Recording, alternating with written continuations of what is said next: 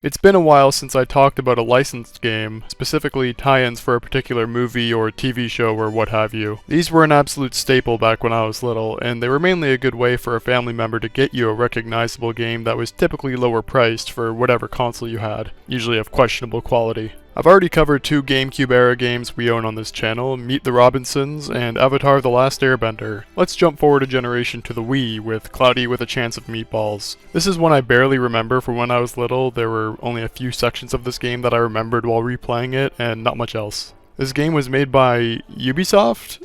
Really? Well, looking at the credits shows it was done by Ubisoft Shanghai. Apparently they've also done work for Just Dance, Far Cry, and Assassin's Creed. It was certainly surprising to see the Ubisoft logo when booting it for the first time though. This bad boy came out in 2009 on every single system possible. The EU got this before everybody else though. Mark this day in the history books, for today, Cloudy with a Chance of Meatballs hits the shelf. Barry, I believe you have a copy of Cloudy for me. This is an extremely simple adventure game. Just like the movie, you play as Flint Lockwood as he tries to put a handle on the situation he made when his Flidsdom goes awry and covers the town in colossal food. The game is separated into levels where you go through it, doing some platforming or combat or simple puzzles, culminating in some final challenge like defeating a bunch of enemies or collecting a certain number of items. When you start the game, you're given the choice of giving your save file an icon, kinda like how Mario Galaxy does it, except here all of the models look terrifying, especially Flint. Why does he look like that? Anyway, starting the game puts you through a cutscene setting it all up. The food machine is ruining things and you've gotta go fix it. All of the cutscenes are through these pixelated voiceovers, which is pretty jarring. I guess they didn't want to animate the cutscenes like a real game would. Also, this game follows an act structure for some reason. All they do is separate out the levels, but really have no purpose. Anyways, in between levels you come back to your lab to pick a new level or upgrade your equipment, but don't go thinking that this hub goes too deep. Each level has you responding to one of the characters from the movie, although with entirely different voice actors. The game's voices actually do a decent job at getting the original's voice down, except for Flint, who sounds a little bit weird. And believe me, you're gonna be hearing him a lot throughout this game. This man does not shut up whenever you do anything. Stabbing! Stabbing! Stabbing! You don't have to say stabbing every time, Flint. Nope, Flint's gotta let you know, man. Gotta let you know. Stabbing! Stabbing! Fork him a jigger! Anyway, you load into each level with a predetermined loadout. You never get the option to mix and match equipment, everything is always pre-chosen for you depending on the level.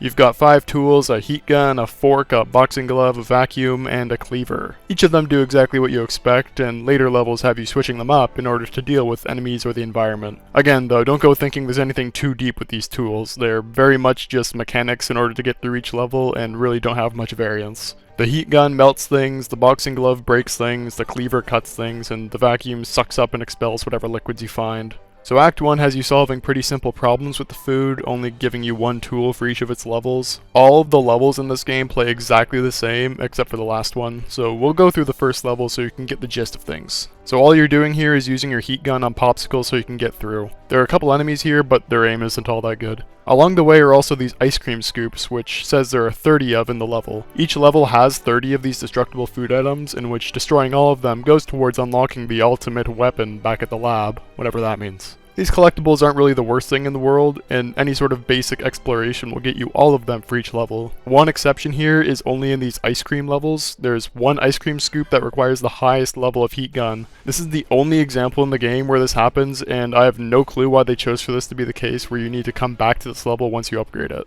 Continuing on, you also get to use the Out of Sighter, which shows up in some of the levels. Here you just need to suck up chili in order to progress, and later on it is used to pick up huge food items. After some simple platforming, you just suck up a bunch of chili to save these trapped kids. Yippee! And that's how every level from here on out is gonna work.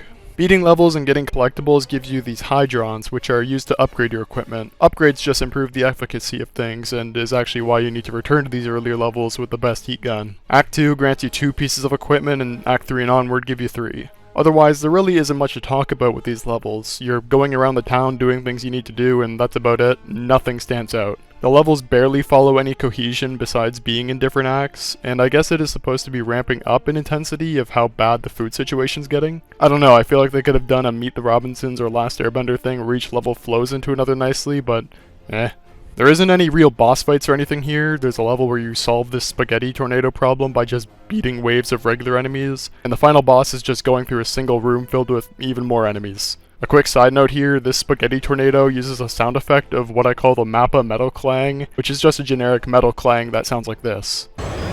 Mappa likes to use this in their shows and is something I notice every time it shows up, so it was absolutely insane to hear it in this game.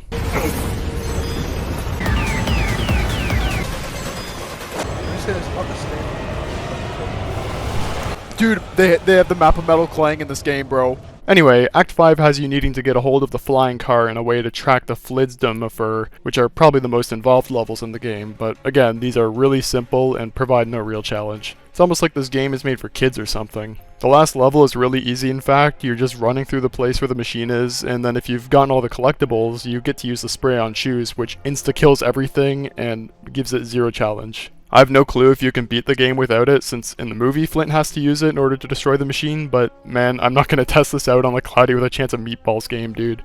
Once beating the machine, you get to do the easiest escape sequence I've ever had to do in a game. As long as you hold down, you'll win. And that's the game. The day is saved and the credits roll. There's nothing else to do here, there's no bonus levels, there's no extras or anything like that.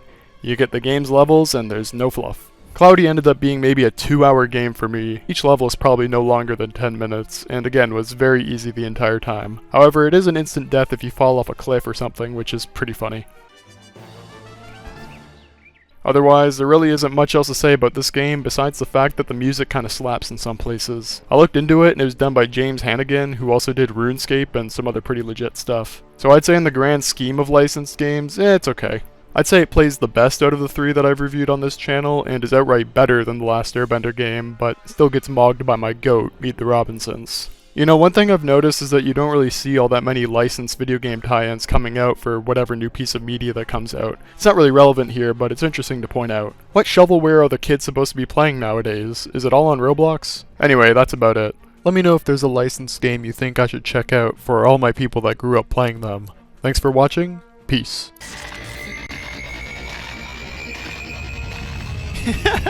Whoa, he's fucking wigging out. That looked like dog shit. Is that the end Bro of was it? I looking get like the he was trying to freaking... catch it in his mouth. Oh no. Oh my god, it's like a Metroid game, you gotta escape. Oh my lord, run. Oh, they're after me. Oh my goodness. You gotta dodge him.